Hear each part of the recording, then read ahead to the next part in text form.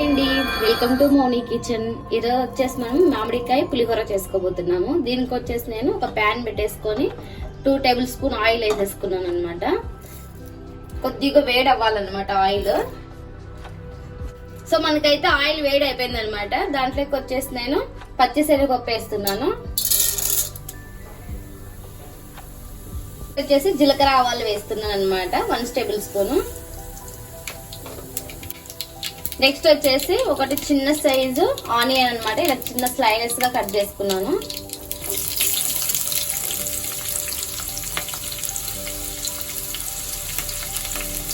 Next వచ్చేసి పచ్చిమిర్చి అనమాట, ఒక 6-7 పచ్చిమిర్చిని చిన్నగా తరిగేసుకున్నాను అనమాట. ఇప్పుడు ఇవి బాగా మిక్స్ అవ్వాలన్నమాట.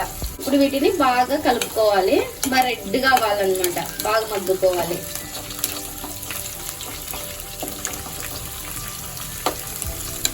కొద్దిసేపు వదిలేద్దాం అనమాట.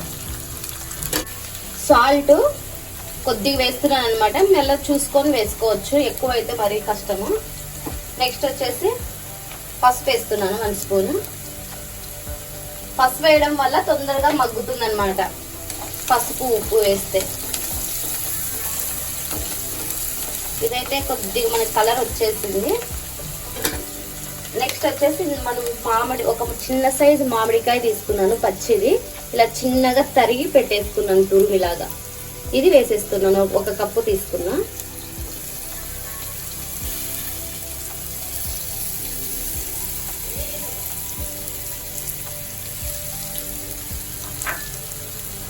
బాగా మిక్స్ చేసేసుకున్నాను.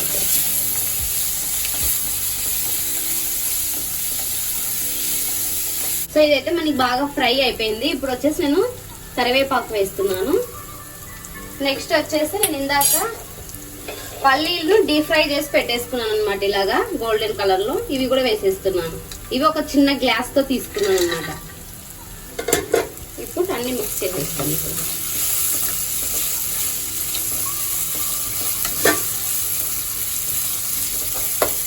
ఇదైతే మనకి బాగా ఫ్రై అయిపోయింది అనమాట. ఇప్పుడు రైస్ వేసేసి కలిపేసుకుందాం.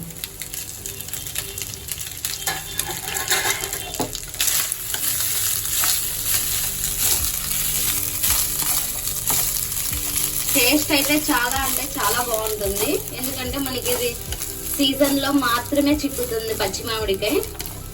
చేసుకోవడం మాత్రం మర్చిపోద్దండి, టేస్ట్ అయితే సూపర్ ఉంటుంది.